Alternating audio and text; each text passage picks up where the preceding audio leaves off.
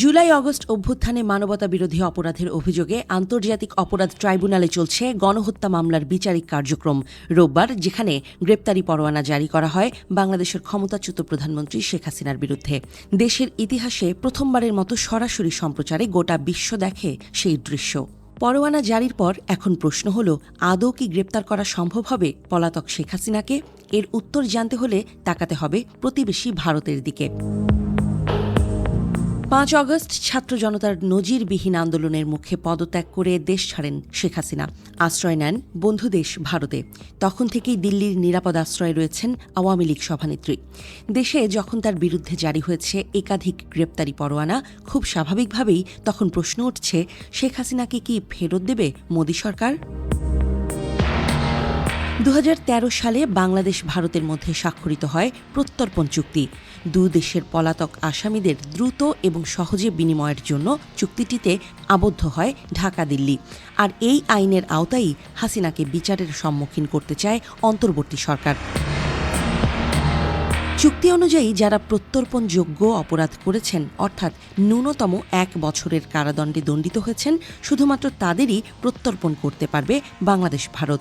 অবশ্য দোষী প্রমাণিত না হলেও যেসব ব্যক্তিদের ক্ষেত্রে অভিযোগ আনা হয়েছে তাদেরও প্রত্যর্পণ করা যেতে পারে। এর জন্য সংঘটিত অপরাধের কোনো প্রমাণ দেওয়ারও প্রয়োজন নেই বলে উল্লেখ করা হয় চুক্তিতে। অর্থাৎ ধারাটি অনুযায়ী বাংলাদেশে জারি হওয়া গ্রেপ্তারি পরোয়ানা সাপেক্ষে শেখ হাসিনাকে ফেরত দিতে আইনিভাবে বাধ্য ভারত।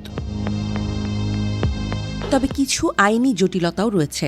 অপরাধের ধরন যদি রাজনৈতিক হয়, তাহলে প্রত্যর্পণের অনুরোধ খারিজ করারও বিধান রয়েছে আইনটিতে। এছাড়াও শেখ হাসিনার মতো রাজনৈতিক আশ্রয়ে থাকা কোনো ব্যক্তির প্রত্যর্পণের কথাও বলা নেই সেখানে। ভারতীয় গণমাধ্যমগুলোর দাবি, এই ক্ষেত্রে নিজস্ব নীতি অনুযায়ী সিদ্ধান্ত নিতে পারে কেন্দ্র সরকার, তবে সেটি হবে খুবই সময়সাপেক্ষ প্রক্রিয়া। শেখ হাসিনার প্রত্যর্পণের বিষয়ে এর আগেও একাধিকবার মুখ খুলেছে ভারতীয় কর্তৃপক্ষ, তবে আসেনি কোনো সুস্পষ্ট বার্তা। বিশিষ্টজনদের মতে, বাংলাদেশের অনুরোধের প্রেক্ষিতে ক্ষমতাচ্যুত প্রধানমন্ত্রীর প্রত্যর্পণের বিষয়টি হয়তো দীর্ঘদিন ঝুলিয়ে রাখবে মোদী প্রশাসন। এমনকি প্রত্যর্পণ না করারও অনুরোধ আসতে পারে ক্ষমতাসীন বিজেপি জোটের মধ্য থেকে। কেননা বাংলাদেশের সাথে বিগত ৫ দশকের মধ্যে ভারতের সবচেয়ে আস্থাভাজন বন্ধু হিসেবে দেখা গেছে শেখ হাসিনাকে। আর সেই বিশ্বস্ত বন্ধুকে এত সহজে ঢাকার হাতে তুলে দিতে চাইবে না নয়াদিল্লি, এমনটাই মনে করছেন বিশ্লেষকরা।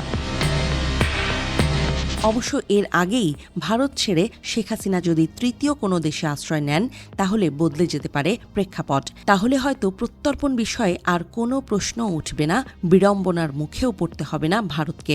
তবে শেখ হাসিনার তৃতীয় কোনো দেশে আশ্রয় নেয়ার বিষয়টিও একেবারেই উড়িয়ে দেওয়া যাচ্ছে না।